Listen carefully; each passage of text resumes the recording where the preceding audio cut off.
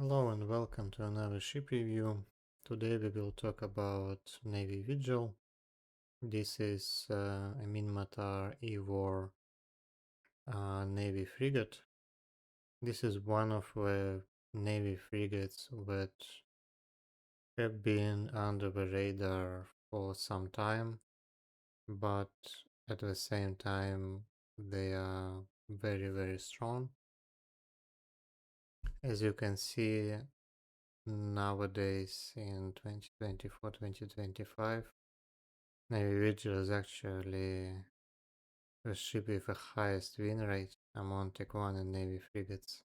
And I wouldn't call it off meta anymore because it is the fifth most popular Navy frigate and it's the first most popular after combat Navy frigate, so after Comet, Hookbill, Fighter and Slicer, which always take first for places. This ship is also kind of a demonstration of how slowly meta moves in faction warfare. I think even in the yearbook 6 years ago in 2020, it was a ship with second highest win rate after Comet. And it's not because it was weaker, it was because nobody really used it properly. And I think already next year it was the ship with the highest win rate. And after that, people really started abusing it, and it went up in popularity and win rates as well. So why is this ship so strong? It has a couple of fairly unique bonuses as an EVAR frigate that are very relevant for 1v1 PvP in faction warfare. So it has a bonus to web range and it has a bonus to rocket explosion velocity, which in plain English means damage application. So there are two consequences. The first one is that Navy Vigil can web kite outside of a normal web range. Without heat, Navy Vigil can web from 15 kilometers and with heated web from 19.5 kilometers. And it can apply full damage to afterburning frigates with a single web. The second bonus is not as relevant, but it can be relevant in some cases. So what does it mean in practice? In practice, Navy Vigil is extremely dangerous if this ship is in position, so inside the complex. So what happens? A Navy Vigil usually will stay around 15-18 kilometers. You enter the complex and when you get double webs on you, and you can't web Navy Vigil back because your web range is only 13 kilometers. And it means that you can't move at all. So the Vigil gets a massive advantage in control. And even if you bring an anti-kiting feat, which is technically a counter to a web kiting stuff, when it still doesn't work.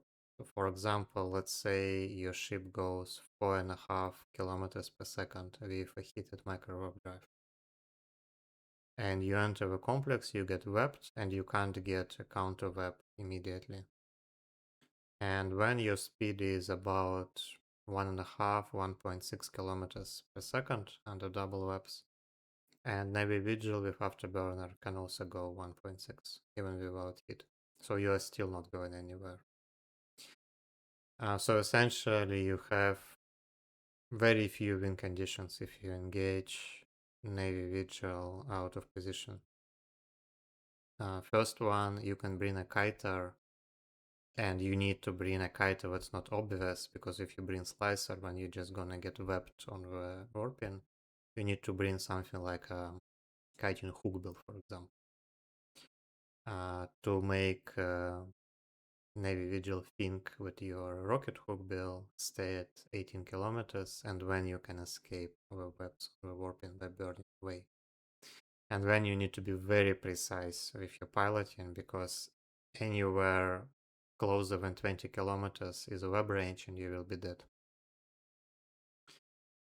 The second option is to bring very fast anti-kiter and just hope that you will get a web on before Navy Vigil establishes control. And if you don't get it, you're dead. And the third option is to bring something that can project decent damage to 20 kilometers at least, but ideally 24 kilometers. And that has a point as well, so that you can just sit stationary, get a tackle, and then apply DPS. But really, no frigates can do it. Destroyers can, but against destroyers, Navy Vigil does not need two webs. It can fit a web and a tracking disruptor, and then we are back to square one again.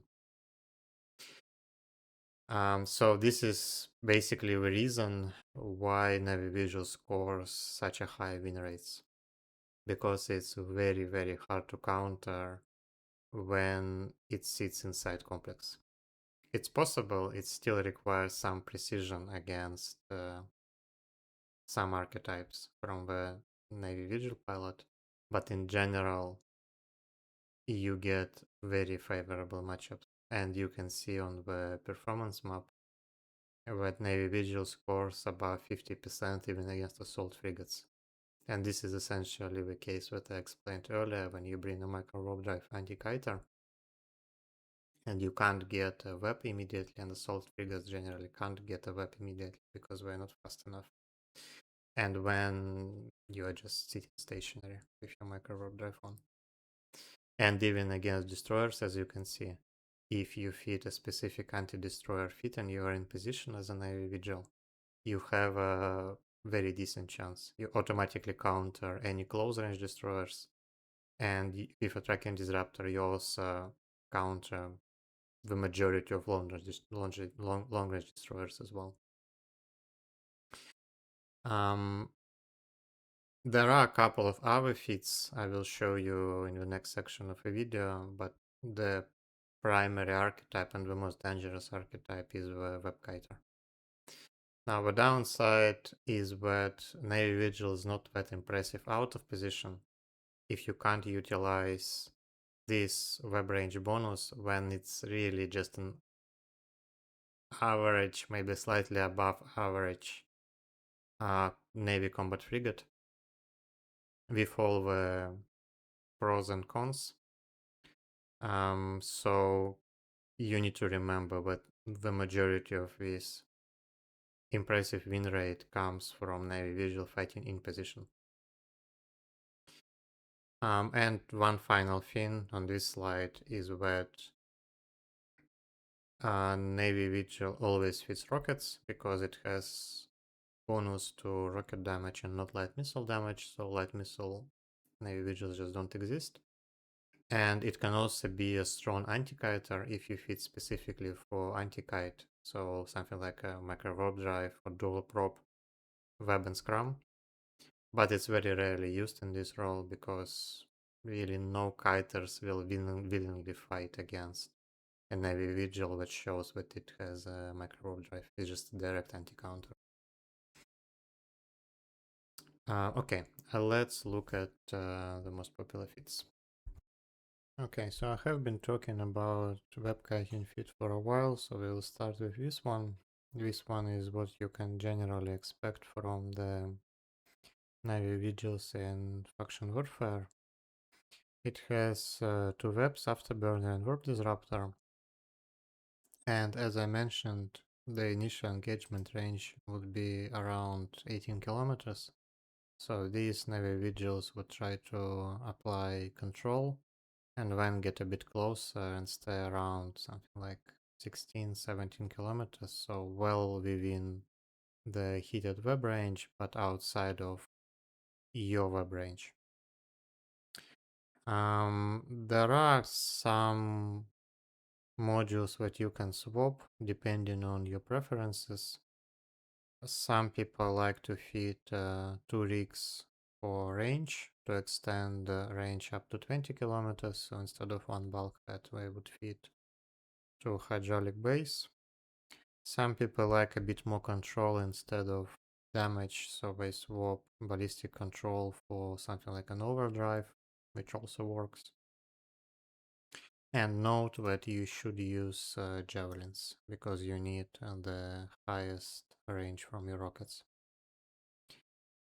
And you need typically the tankiest drones, and you need to keep an eye on them as well because drones contribute to about a third of your DPS. And generally, the main tactic that your opponents will do if you hard control them is that they will kill your drones first, because this is really the only thing they can do. And also, as I mentioned before, if you fight against destroyers and you have an opportunity to set up in position, then you may want to swap one of the webs for a tracking disruptor. Not necessary, but generally helpful against destroyers, because against destroyers a single web is sufficient control usually. And other than that, it's pretty much it. And as you can see, if you use this feed out of position, then it essentially turns into a pretty typical Navy frigate. So you would have to switch into rage missiles probably, and then try to burn away. But of course your tank is not really that competitive in scrum range, so you would need to burn away and then still switch to webkiting. But it doesn't work all the time, of course, because again, your tank to DPS, as you can see, is just not that great. Okay, and there are a couple of other more traditional, so to say, in air quotes, it's the first one is the buffer tanked Navy Vigil. This is more of a brawling feat. It has a lot of similarities to autocannon Firetail with medium shield extender. Navy Vigil would have quite a bit more DPS, but a little bit less tank. But other than that, it's really a very similar idea. So against pure brawlers, you can kind of scrum kite at around like 6 to 7 kilometers, and against everything else, you can kind of brawl. So inside your Newton range.